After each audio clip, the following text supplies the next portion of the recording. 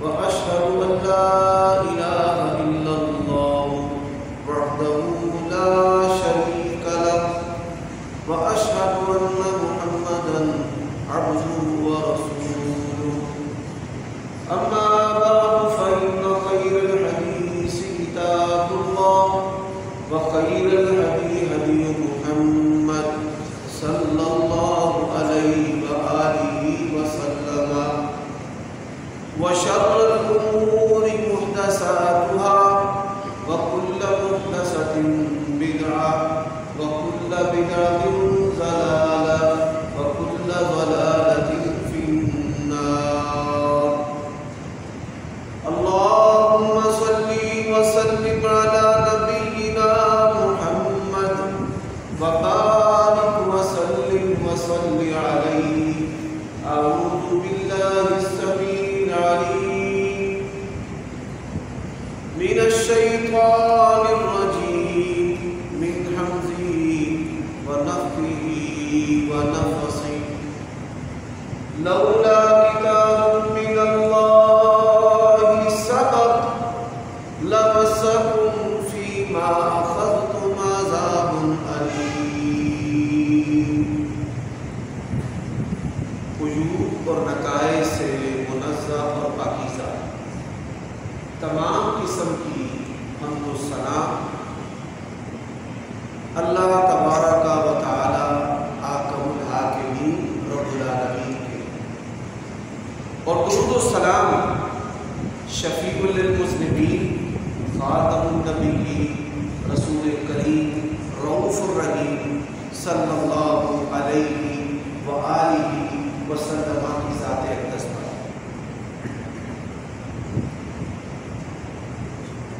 اللہ تبارک و تعالی نے نبی کریم صلی اللہ علیہ وآلہ وسلم کی ذات بابرکات کو صرف نبی اور رسول نہیں بنایا، بلکہ آپ صلی اللہ علیہ وآلہ وسلم زمین پر نظام ربوبیت قائم کرنے والے خلیفہ اور بادشاہ بھی تھے.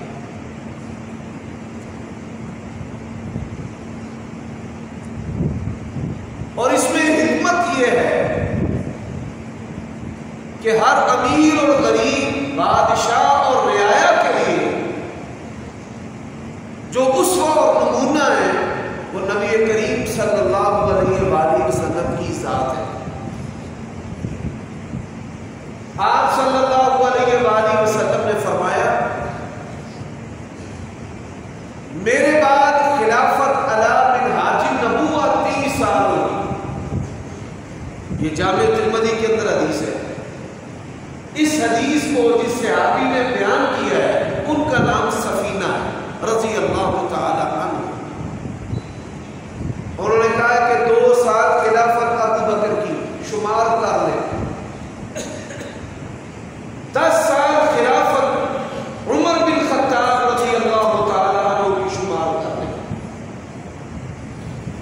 12 سال خلافت عثمان بن عفان کی شمار کر لیں، اور 6 سال خلافت علی بن ابی طالب کی شمار کر لیں.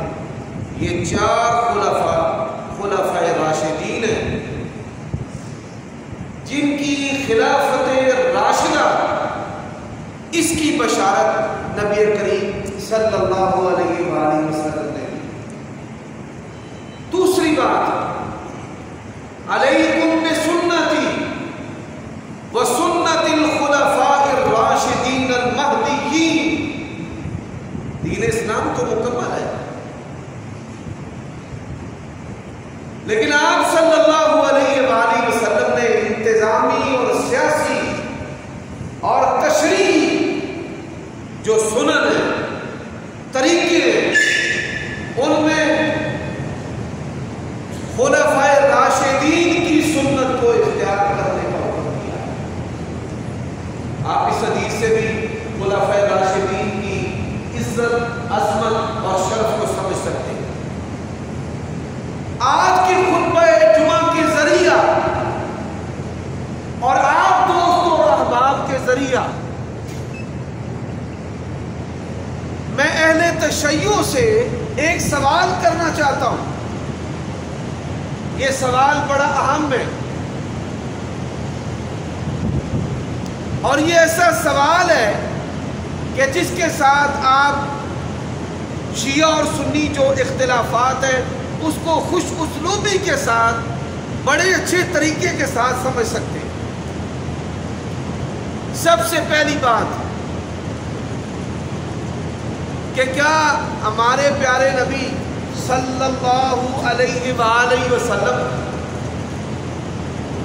نبی کریم صلی اللہ علیہ وآلہ وسلم کیا کسی قسم کے عہدے کے حریص تھے؟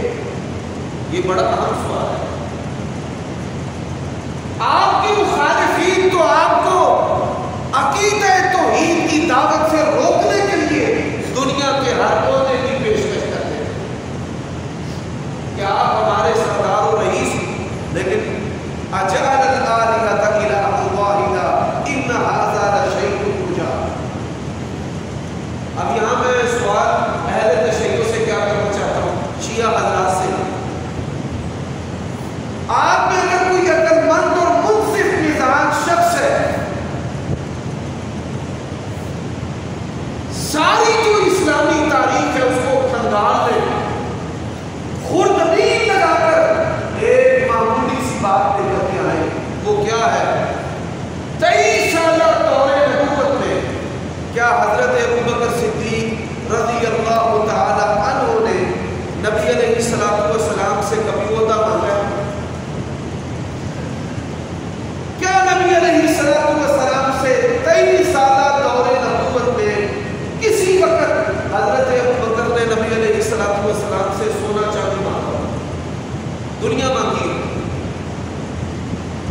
وہ آپ صلی اللہ علیہ وآلہ وسلم کی محبت میں اتنا محب تھے، اتنا مگن تھے، اتنا فریفتہ تھے، اتنا کشتہ ہو چکے تھے کہ دنیا اور دنیا جہاں کی تمام چیزیں اور نبی علیہ السلام کی نعمت کے مقابلہ میں کچھ بھی نہیں سمجھتے. یہ بات یاد ہے. یہ شیعہ سے بڑا اہم سوال ہے کرنے والا. اور اسی طرح جس شخصیت کا ہم تذکرہ کر رہے ہیں، عمر بن خطاب رضی اللہ تعالیٰ عنہ، یہ جو میں نے تمہید آپ کے سامنے رکھی ہے، آج ہمارا جو خطبہ جمعہ ہے وہ اس موضوع کا اللہ تعالیٰ کی توفیق سے آخری خطبہ جمعہ. آئندہ خطبہ عثمان بن عفان رضی اللہ تعالیٰ عنہ کی سیرت پر. حضرات یہاں پر میں ایک اور بات کہنا چاہتا ہوں. ابو بکر صدیق کوئی عام شخصیت نہیں ہے. عمر بن عاص نے رسول اللہ سے پوچھا ہے تمام لوگوں میں سے سب سے بڑھ کر آپ کس سے محبت کرتے ہیں؟ فرمایا عائشہ سے. وَمِنَ الرِّجَالِ يَا رسول اللہ، مردوں میں سے فرمایا اس کے باپ سے محبت کرتا ہوں. حضرت ابو بکر رضی اللہ تعالیٰ عنہ کا جو گھرانہ ہے اس کی تمام مسلمانوں پر ہیبت تھی. صحابہ کرام فتوے، روایت، درایت، تشریح، دین حضرت عائشہ رضی اللہ تعالیٰ عنہا سے لیا کرتے تھے. ہر چھوٹا بڑا اہل بیت کا ہر فرد حضرت عائشہ اور حضرت ابوبکر صدیق رضی اللہ تعالیٰ عنہ کی عظمت کو سمجھتے تھے، جانتے تھے، مانتے تھے. لیکن ان کا کمال کیا ہے؟ حضرت ابوبکر صدیق رضی اللہ تعالی عنہ نے اپنی زندگی میں اپنی اولاد میں سے کسی کو کوئی عہدہ نہیں دیا کہ عبد الرحمن بن ابی بکر شہزادہ ہے تو اس کو کوئی عہدہ ملنا چاہیے. اور جب دنیا سے جا رہے ہیں آپ یہ سن کر حیران ہوں گے، عبد الرحمن بن ابی بکر نبی علیہ السلام کے زیر سایہ تربیت پانے والے، باپ ہے بہترین مربی، ماں ہے بہترین عورت، مثالی عورت، بہن ہے محدثہ مفسرہ، نبی علیہ السلام کی سب سے پیاری محبوبہ تھی. لیکن اس کے باوجود حضرت ابوبکر صدیق رضی اللہ تعالیٰ عنہ جب دنیا سے جانے لگے تو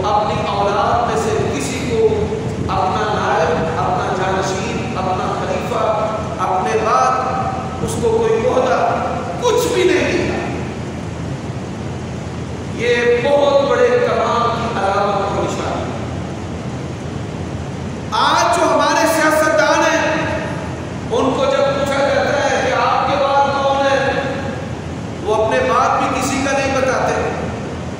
آپ کی زندگی میں کون ہے وہ اپنی زندگی میں بھی کسی کا نہیں بتاتے. اور نبی علیہ السلام کا کمال دیکھے, ایک عورت آئی دنیاوی حاجت لے کر, آپ صلی اللہ علیہ وآلہ وسلم نے فرمایا آئندہ سال آنا تیری ضرورت پوری کر دے. اس نے کہا میں آئندہ سال آئی, آپ فوت ہو گئے تو پھر تعلیم موتا حدیث کے اندر الفاظ. اس نے کہا میں آئی, آپ فوت ہو گئے تو کیا کروں؟ نبی علیہ السلام نے فرمایا اگر میں فوت ہو گیا تو میرے بعد ابو بکر کے پاس ہے. اللہ کے نبی علیہ السلام نے اپنی زندگی کے اندر اس امت کو اپنا جانشین کیا. اللہ کے نبی بیمار ہوئے, کون مصلی پر کھڑے ہو کر نماز پڑھائے؟ حضرات غور کیجیے اس بات پر. اللہ کے نبی کے چچا عباس زندہ ہے, چچا باپ کی طرح ہوتا ہے. آپ کے خاندانی وارث علی زندہ ہے, حضرت علی رضی اللہ تعالی عنہ موجود ہے. فرمایا مروا ابا بکر فلیصلی بالناس, ابو بکر کو میرا حکم پہنچاؤ کہ میرے مصلی پر کھڑے ہو کر نماز پڑھو. لوگوں کو پھر بھی بات سمجھنا ہے, انسان اگر آنکھیں بند کر لے اور سورج چڑھا ہو, آنکھیں بند کرنے سے اس کو دن کی رات ہی نظر آئے. شاعر نے تبھی کہا ہے آنکھیں اگر بند ہو تو دن کی رات ہے, اس میں بھلا کیا قصور تھا. تو حضرت ابو بکر, حضرت عمر, حضرت عثمان, حضرت علی, یہ چاروں بندے ایسے باکمال ہیں, انہوں نے ساری زندگی نبی علیہ السلام سے کوئی روزہ نہیں مانگا. انہوں نے ساری زندگی نبی علیہ السلام سے دولت نہیں مانگا. آپ یہ سن کر حیران ہو گئے. میں حضرت علی کے بارے میں آپ کو بات سنانا چاہتا ہوں, بات کمال قسم کی بات. حضرت عباس رضی اللہ تعالیٰ عنہ نے حضرت علی سے کہا کہ نبی علیہ السلام بیمار ہے تو چلو چل کر اللہ کے نبی سے آپ کے پاس سرداری لکھوا لیتے ہیں. آپ بھتیجے بھی ہیں, حضرت عباس کے بھتیجے تھے حضرت علی. نبی علیہ السلام کے چچا زاد بھائی تھے, آپ بھتیجے ہیں. ان کے کہنے کا مقصد تھا کچھ چچا کو مل جائے کچھ بھتیجے کو مل جائے. حضرت علی رضی اللہ تعالیٰ عنہ نبی علیہ السلام کے تربیت یافتہ, وہ بھی آپ کی محبت میں پہلے خلفاء کی طرح مگن اور محف تھے. انہوں نے کہا نہیں, میں نے دنیا کے کسی عہدے کے لیے نبی کریم صلی اللہ علیہ وسلم کے پاس نہیں تھا. میں نے جا کر کوئی بات نہیں لکھوانی, میں نے جا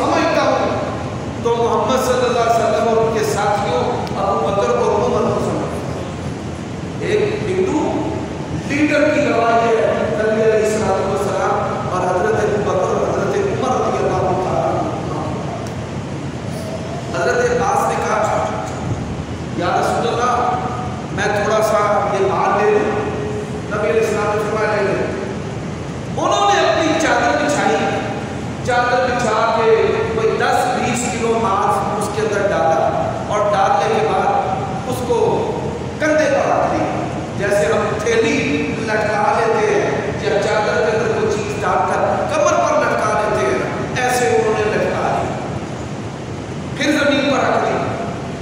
کہتے ہیں یا رسول اللہ تھوڑا سا اور میں ڈال دوں؟